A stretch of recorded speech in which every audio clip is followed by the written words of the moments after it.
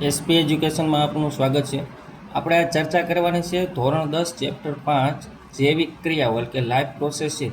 એમાં ફેફસામાં ઓક્સિજનનો રુધિરમાં પ્રવેશ એટલે કે ફેફસામાં છે એની અંદરથી ઓક્સિજન છે એ રુધિરમાં કેવી રીતે પ્રવેશે છે. આપણે અહીંયા ચર્ચા કરવાની છે હૃદયના ખંડોની, પછી તો કે ધમનીઓ છે, શિરાઓ છે, એના કાર્ય શું છે, કેવી રીતે એનું પરિવહન થાય છે. અલગ અલગ પ્રાણીઓમાં હૃદય કેટલા ખંડોનું બનેલું છે. સસ્તન વર્ગના પ્રાણીઓ એટલે કે આપણી જેવા મનુષ્ય છે, પક્ષીઓ છે, એનું હૃદય 4 ખંડોનું બનેલું છે. અને ઉભયજીવી પ્રાણીઓ અને સરીસૃપ પ્રાણીઓ છે એનું હૃદય 3 ખંડોનું બનેલું છે. જ્યારે માછલી જેવા પ્રાણીઓ છે જે પાણીમાં રહે છે તેનું હૃદય 2 ખંડોનું બનેલું છે. તો આવું અલગ અલગ શા માટે? અલગ અલગ પ્રાણીઓમાં હૃદયના ખંડો શા માટે, અને હૃદય છે એને ખંડોમાં વિભાજિત શા માટે કરવામાં આવે છે, તો એના વિશે આપણે વિસ્તૃત ચર્ચા કરવાની છે. તો આપણે શરૂઆત કરી તો હૃદયને જમણા તેમજ ડાબા ખંડોમાં વિભાજિત અથવા વહેંચવાની રીત એ ઓક્સિજનયુક્ત અને CO2 યુક્ત રુધિરને મિશ્રિત થતું અટકાવવા માટે લાભદાયી છે. હવે અહીંયા આપણને એક પ્રશ્નનો જવાબ મળી જાય છે કે આપણે હૃદય છે એને ખંડોમાં શા માટે વહેંચવામાં આવે છે. તો કે હૃદયને આપણે ખંડોમાં વહેંચવામાં આવે તો ઓક્સિજનયુક્ત અને કાર્બન ડાયોક્સાઇડ યુક્ત રુધિર છે એકાબીજામાં ભળી જાય નહીં. અને જો ભળી જાય તો આપણને શું નુકસાન થાય એ આપણે આગળ જોશું. જો આ વહેંચણી શરીરને ઓક્સિજનનો ઉચ્ચ કાર્યદક્ષ પુરવઠો પૂરો પાડે છે. એનો મતલબ એવો છે કે જો રુધિર છે એની અંદર ઓક્સિજન યુક્ત રુધિર અને કાર્બન ડાયોક્સાઇડ યુક્ત રુધિર જો એકાબીજામાં ન ભળે તો ઓક્સિજન યુક્ત રુધિર છે એ આપણા શરીરના વિવિધ અંગોમાં મળે અને એની કાર્યક્ષમતામાં વધારો થાય છે.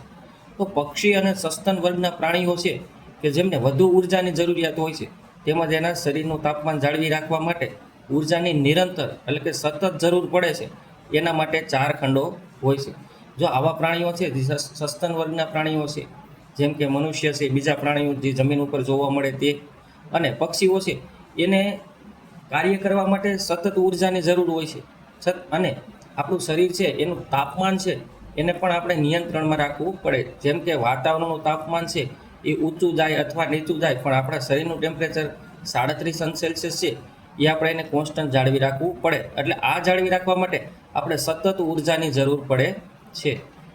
એવા પ્રાણીઓ કે જેમને આવા કાર્યો માટે ઉર્જાનો ઉપયોગ હોતો નથી તથા તેમના શરીરનું તાપમાન છે એ પર્યાવરણ ઉપર આધાર રાખે, તો આવા ઉભયજીવી અને સરીસૃપ જેવા પ્રાણીઓ હૃદય છે એ ત્રિખંડનું બનેલું હોય છે. હવે આ આપણે સમજી કે એવા પ્રાણીઓ કે જેને સતત ઉર્જાની જરૂર નથી હોતી તથા એના શરીરનું તાપમાન છે એ પર્યાવરણ સાથે એડજસ્ટ થઈ શકે છે.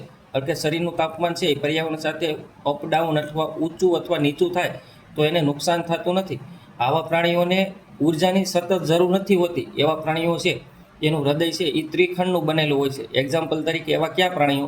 તો કે ઉભયજીવી પ્રાણીઓ અને સરીસૃપ પ્રાણીઓ. આવા પ્રાણીઓનું હૃદય છે એ ત્રિખંડનું બનેલું હોય છે. એનું કારણ તો કે ત્રિખંડનું બનેલું હૃદય છે એને ઉર્જાની એટલી બધી જરૂરિયાત હોતી નથી તથા એનું શરીર છે અથવા શરીરનું તાપમાન છે એ પર્યાવરણ સાથે તાલમેલ બેસાડી શકે છે. આગળ આપણે જોઈએ તો તેના શરીરની અંદર કેવું હોય ત્રિખંડવાળા પ્રાણીઓના? તો કે તેઓ O2 અને CO2 યુક્ત રુધિરનું મિશ્રિત થવાની ઘટનાને કેટલાક હદ સુધી સહન કરી શકે છે.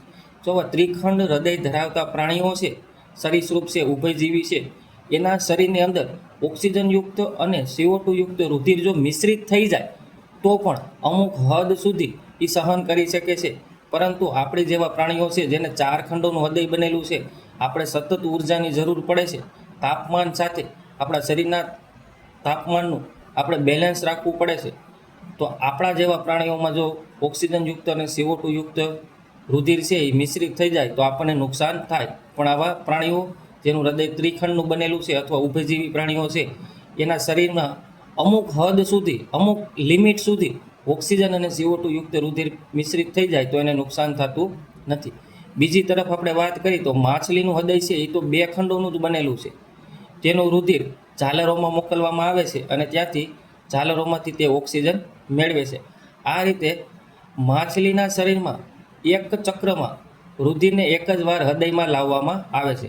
એટલે કે માછલી છે એનું શરીરનું આખું રુધિર છે એ આખા શરીરમાં એક ચક્ર પૂરું કરે ત્યારે એના હૃદયમાં એક જ વખત એ પસાર થાય છે. બીજી તરફ વાત કરી તો કે બીજી તરફ અન્ય પુષ્ઠવંશીઓ એટલે પ્રાણીઓ, સસ્તન વર્ગના પ્રાણીઓ. બીજી તરફ અન્ય પુષ્ઠવંશીઓ જેના પ્રત્યેક ચક્રમાં આ રુધિર છે એ હૃદયની અંદર 2 વાર આવે છે, જેને બેવડું પરિવહન કહેવાય. તો આપણા શરીરમાં છે એ રુધિર આખા શરીરમાં એક ચક્ર પૂરું કરે ત્યાં સુધીમાં હૃદયની અંદર 2 વાર પસાર થાય છે. તેથી આપણું પરિવહન છે એ કેવું છે? બેવડું પરિવહન છે. આપણે થોડાક એક્ઝામ્પલ જોઈએ. પ્રાણીઓ અને હૃદયના ખંડ, તો કે સસ્તન વર્ગના પ્રાણીઓ છે એની અંદર 4 ખંડના હૃદય હોય. ઉભયજીવી અથવા સરીસૃપ પ્રાણીઓ છે તેના હૃદય છે એ 3 ખંડના બનેલા હોય છે.